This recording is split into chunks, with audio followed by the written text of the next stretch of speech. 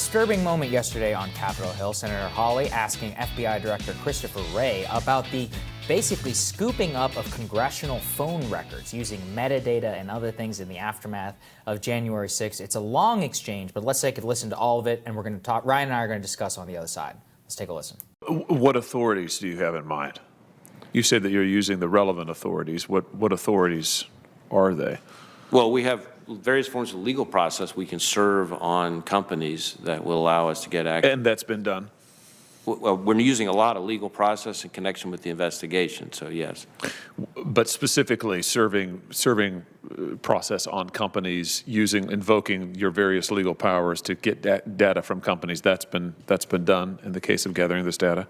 In gathering metadata, Again, I don't know the specifics, but I feel confident that has happened because metadata is often something that we look at, and we have a variety of legal tools that allow us to do that under certain circumstances. What about the cell tower data that was reportedly scooped up by the Bureau on the day during, in fact, while the riot was underway? What's happened to that data? Do you still have it? Has it been retained? Do you have plans to retain it? Again, whatever we're doing with cell phone data, I'm confident we're doing it, in conjunction with our appropriate legal tools and working with here's what I'm trying to get at, and I think it's what Senator Lee was trying to get at. How are we going to know what you are doing with it, and how are we going to evaluate the Bureau's conduct if we don't know what authorities you're invoking, what precisely you're doing, what you're retaining? I mean, this is, you said to him repeatedly you weren't familiar with the specifics. You've now said it to me. I don't know. I'm not sure how this committee is supposed to evaluate anything that the Bureau is doing. You're basically saying just trust us. I mean, how are we going to know? Do we have to wait till the end of your investigation to find out what you've done? Well, certainly I have to be careful about discussing an ongoing investigation, which I'm sure you can appreciate. A lot going on there, Ryan. I mean, basically, FBI Director Christopher Wray is confirming that metadata, cell phone towers, and others were basically seized by the FBI, not necessarily with a warrant. They're like, I love, too, we have certain legal authorities. What? Like, which ones? And to the inevitable commenters out there, you don't have to like Josh Hawley. You don't have to like many of the people in Congress. But you should be concerned, as I was, also when the CIA literally hacked into the Senate's networks back in 2013, I think it was, whenever these federal spying agencies are beginning to spy on the second branch of government here. So this is very disturbing.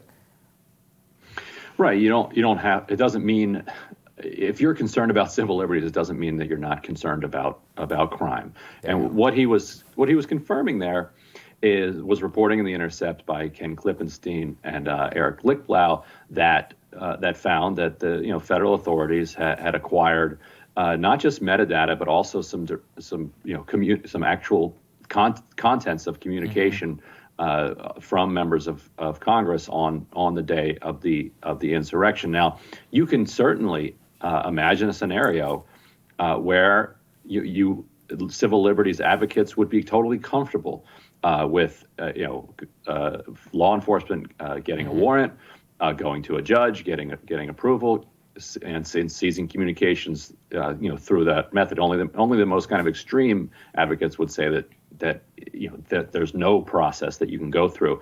But as we saw from Christopher Wray, they're not telling you what happened, what they've collected or how they collected it. They, as you point out, they just said, well, they have certain powers, and don't worry about it. We've used those certain powers. Right. We've done so legally, and we've collected things that we're analyzing. And that has been the response that federal authorities have given to advocates of civil liberties for years now, that they have certain authorities, they've got powers, and when you press them, even members of Congress in the past, when they've pressed different agencies on, well, what are the powers that you're claiming to have, and what are you doing with those powers? They typically do not get answers to those questions generally, and it's interesting to see them not get an answer to that specifically in this question.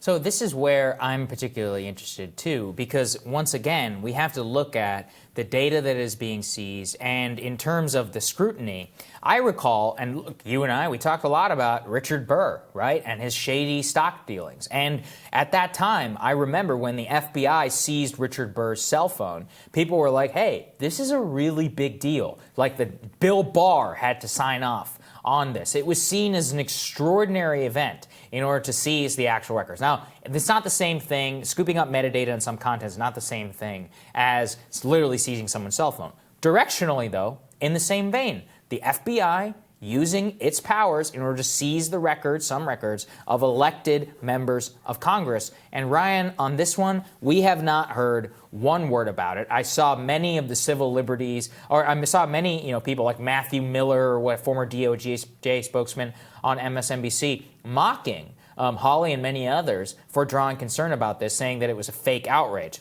Maybe it is.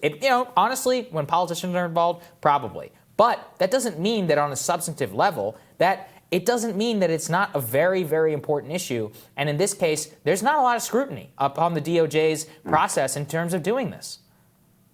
Right, and I've done reporting myself on the connections between some Republican members of the House and some of the people who organized the rally that led, that became the storming of the Capitol. And if federal investigators believe that they have probable cause to investigate what exactly went on behind the scenes, then they do have legal avenues that they can explore that. But what their definition of legal is extremely important, because we have to understand that right now, for instance, Section 215 of the Patriot Act has expired. And so all of the authorities for that data collection do not exist presently.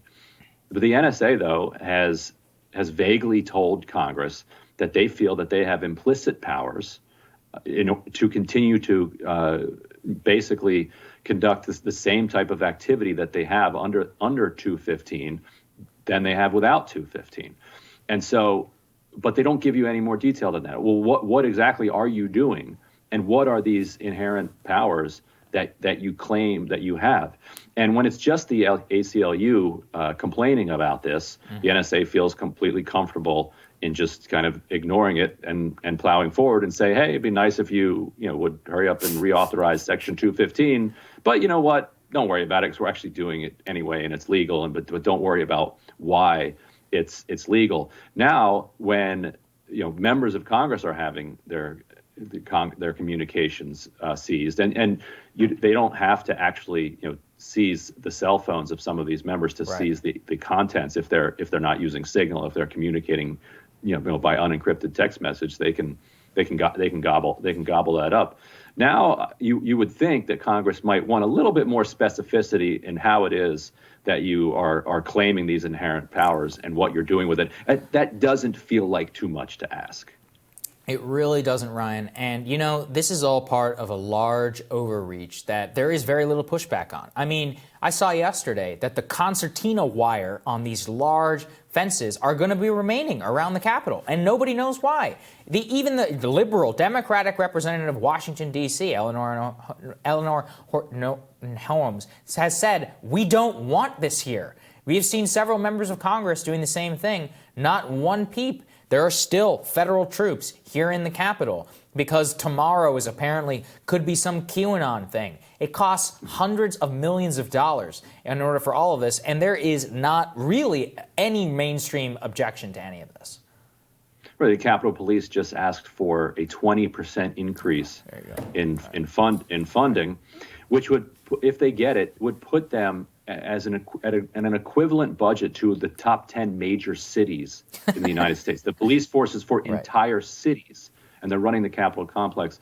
Their problem is poor management. Their problem is not lack of funds. Yes. All they needed to do was call up some extra security on the day when they knew there were going to be thousands of angry people outside of the Capitol. And they didn't need the NSA to tell them that this was going to happen. All they needed was Facebook.